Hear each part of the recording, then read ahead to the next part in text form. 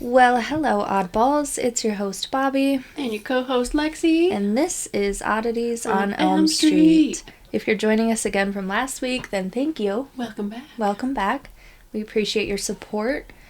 And if you're new here, then welcome.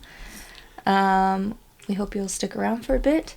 We do have a poor little sick dog today, so you might hear guest. Yeah, I'm sorry. Exactly, a little special guest. My poor little Mimi has a sinus infection. Yes, so send your best wishes to Mimi. Now that we're sitting down, you'll hear some little sniffles, but it's okay. All right, so today we're going to be starting something. I'm very excited about it. Oh. I'm going to call it Most Mysterious. Okay? I think it's nice and fitting for this category. So our Most Mysterious category is going to include pretty much everything you can imagine, from like haunted items to, I don't know, unexplained phenomenons. So for this week, we're going to be talking about most mysterious places. Which is fun, because we were just talking about visiting New Orleans. Right. So yeah, I'm super excited about this, and these are all places that are like on my spooky bucket list. It kind of reminds me of that show, what is it called? On Netflix? Yeah. Dark Tourist? Yes. Yeah. Mm-hmm. What a show. It's my dream to be like him one day. One day. Yeah. We'll do it. Yeah, it's a great show if you haven't watched it. But anyways, let's get into it. So, our first place is going to be Hauska Castle. It's like a castle? Castles are like my favorite thing in the entire world. Ooh. So Hauska Castle is a Gothic-style castle. It lies just 29 miles or 47 kilometers north of Prague in the Czech Republic. This castle was built in the 13th century between 1270 and 1280 and is one of the best preserved castles from its time period. Wow. Yeah, the castle is definitely an interesting place. It was built in the middle of the forest on a steep, rocky cliff. It's surrounded by swamps and mountains. Oh. It has no source of water, except for a cistern to collect rainwater. There's no kitchen inside. What? It's far from all trade routes and was never really intended to hold occupants. Well, So, like, why? Right. Is the question, Yeah. You know?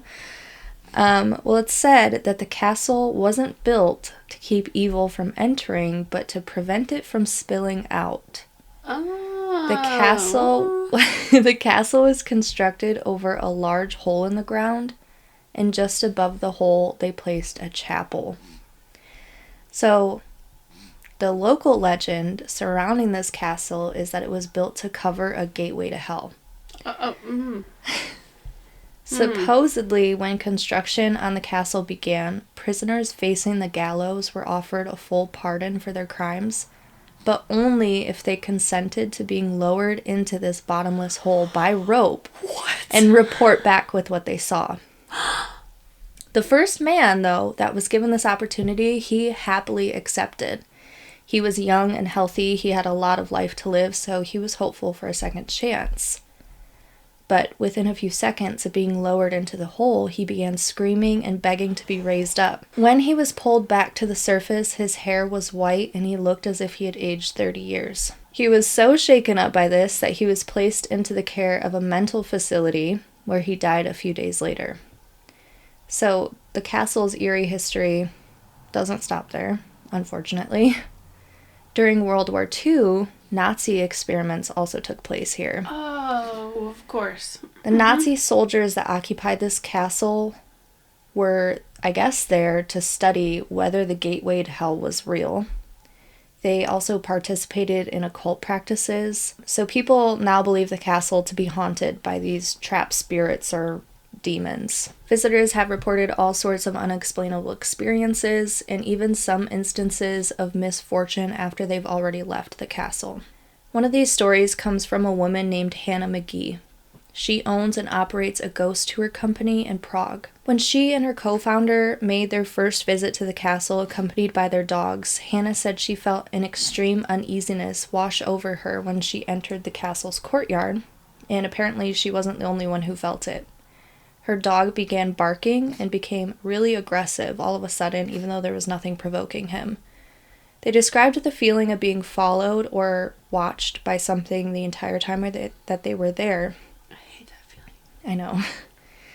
Later that day, upon returning to Prague, they parked their car in the city center and left it there while doing their nightly ghost tour.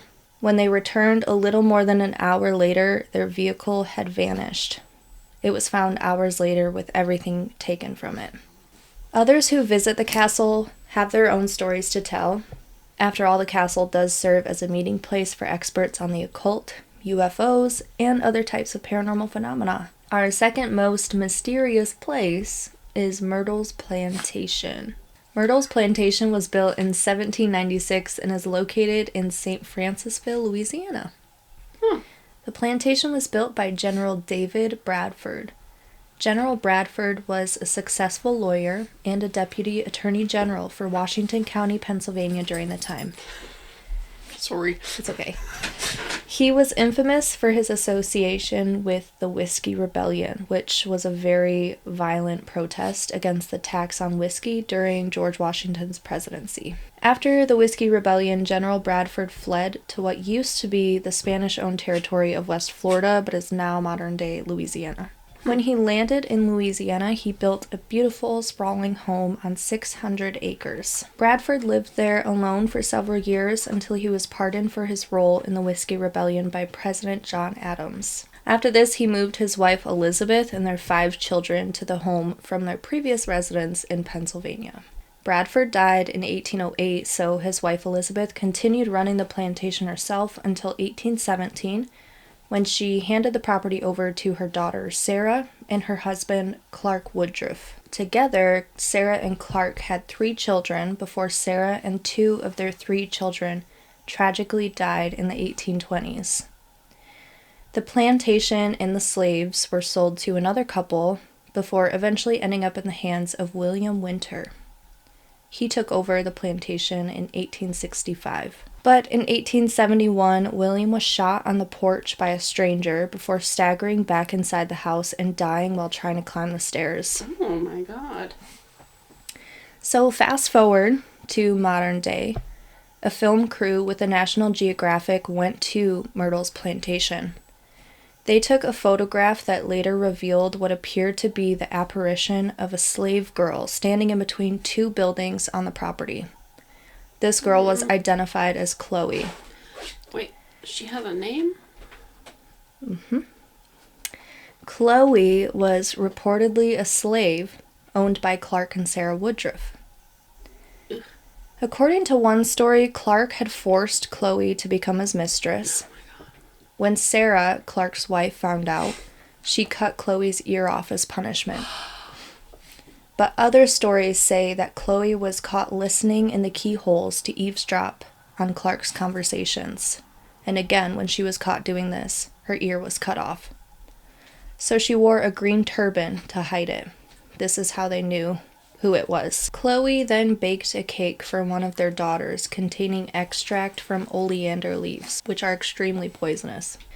Some say she did this for revenge, while others speculate that she may have done this to get the opportunity to nurse the daughter back to health so that the family would realize that they still needed her. But her plan backfired. Sarah and her 2 daughters ate the cake and they all died from poisoning. So Chloe was then hanged and thrown into the Mississippi River. Oh my god. Now a mirror that is hung in the home is said to hold the spirits of Sarah Woodruff and her 2 children. According to an old superstition, mirrors used to be covered after death. But when Sarah and her children died, this mirror was overlooked. So it's believed that as a result, their spirits became trapped in this mirror as guests report handprints appearing on the surface of the mirror with no explanation. You don't know anything about that. Not at all. It's said that 10 murders have taken place at Myrtle's Plantation, so it's no wonder why it's haunted. Our next most mysterious place is Isla de las Muñecas. I'm in impressed. Mexico. I'm impressed. Thank you. I practiced all day. Say it again. Isla de las Muñecas. Oh my gosh. Otherwise known as the Island of the Dolls. Ooh. No. Yeah. We're going there. Just south of Mexico City remains the remnants of the Aztec canals. Inside one of those canals is the small wooded island known as Island of the Dolls. In the 1950s, a man named Don Julian left his wife and family to live by himself on the secluded island. At the time, his reason for doing so was unclear, but it later became realized that Don Julian was not of sound mind. He and the locals believed that the waters of the canal were cursed by evil spirits, and that these evil spirits sought to steal the soul of humans. Not long after relocating, Don Julian made a chilling discovery on the shores of the island: the body of a little girl that had drowned in the lake. A doll came floating down the canal shortly after, changing the course of Don Julian's life and the shape of the island for years to come. In order to appease the spirit of the young girl, he took the doll and hung it from the tree. But the doll was not enough. For the next 50 years, Don Julian would gather up dolls from the trash and from the canals and hang as many as possible in the trees along the island. He devoted his life to fulfilling what he believed the girl's spirit needed.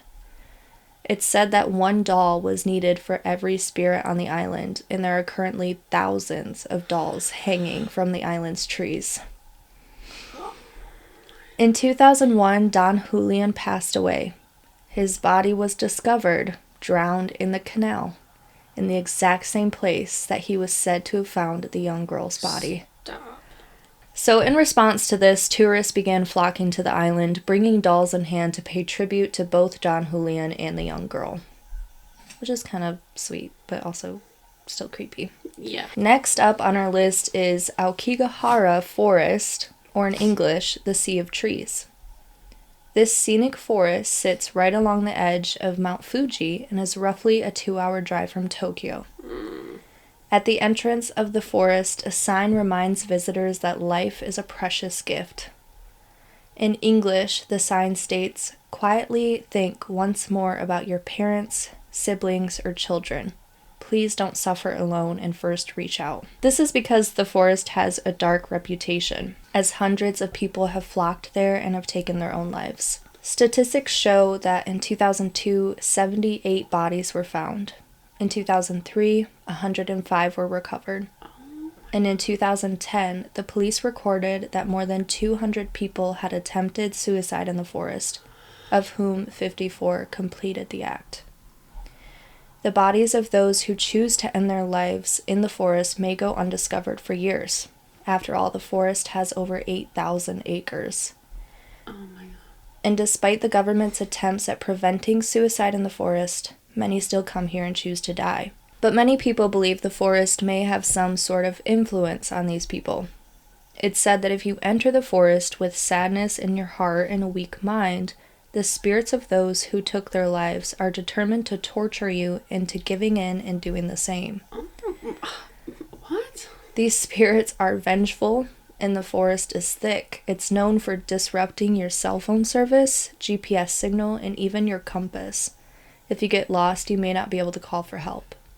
In a popular Japanese belief, it's said that when a person dies with a deep sense of hatred, anger, or sadness, their souls can't leave this world and they continue to wander. They appear to people who cross their paths.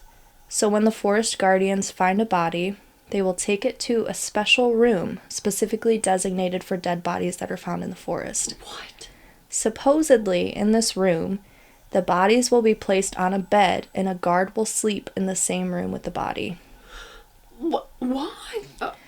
This is because they believe that if the corpse is left alone in the room, its spirit will begin to roam. So the guards play kind of like rock, paper, scissors to determine who will be the unlucky one that has to sleep next to a dead body at night.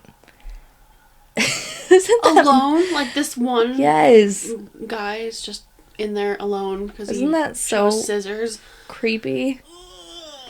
No, I can't imagine. I don't know. It reminds me of that horror movie, The Vigil, I think it is. I don't think I saw it. Oh my god, it's good. I think it's The Vigil. It's like a Jewish folklore type thing where I guess they believe that it's kind of the same thing. They believe that you have to like sit with the spirit or sit with the body of the person who passed. I don't know, like guard their spirit type of thing. So yeah, this guy is like hired to sit with this person's body, and it's a good movie. I liked it. All right, this is our last little diddly-do. So our final mysterious place is Poveglia Island. Less than a half mile from the canals of Venice in Italy is Poveglia Island. The island was established in 421, when men, women, and children flocked to the island for safety against the invaders who had ravaged their homes on the mainland. 421. That's all I'm thinking about right now. I can't even imagine, that's so strange because nothing here is that old. For centuries, this small community lived in peace and avoided all of the inconveniences of the mainland, like taxes. So that's pretty nice. Oh my gosh, look at them go. However, by the 14th century, the island was left abandoned. In 1348, the bubonic plague had arrived in Venice, and the small island of Poveglia became a quarantine colony for the sick. Just to put this into perspective, the plague killed 1 out of every 3 Europeans. So, that is insane. Out of fear of the disease spreading rampantly, Venice exiled any citizens with symptoms to the island. So clearly this was a death sentence. Even if you weren't sick, you would catch the plague once you arrived to the island. At the island's center, the dead, or those who were too weak to protest, were burned as a way to cremate and dispose of their remains. This would be tens of thousands of people. On this one island? Yes. These fires would burn once more in 1630, when the Black Death swept through the city again. After this, Napoleon's military relied on the ghostly tales surrounding the island, and out of the hopes that no one dare step a foot on the land, he hid gunpowder and weapons there. In the late 1800s, the island had been turned into an asylum for the mentally ill. The asylum was very poorly constructed, and health codes were definitely not being met there. In the 1930s, rumors began swirling of a doctor performing strange experiments on his patients. The accused doctor went mad and threw himself from the asylum's tall bell tower. This area was then converted into a geriatric center, but closed in 1975. Today, the island stands abandoned once more. But a few years ago, an Italian construction crew attempted to restore the former hospital building, but stopped abruptly with seemingly no explanation. Local fishermen are smart enough to know to steer clear from the island, and it's said that there are dark forces that wander around the land. Although the asylum's bell tower was taken down after the doctor's suicide, its ringing can still be heard in the distance. I do think it's strange that they just, stopped working on restoring it. Yeah. But who knows? Absolutely. So yeah, it's still abandoned. All right, well, that is all we have for you today. We hope you enjoyed our episode. Thanks for listening. Thank you. Yeah, thanks for listening. And remember... We hope you keep... Remember to always keep it spooky. Yeah.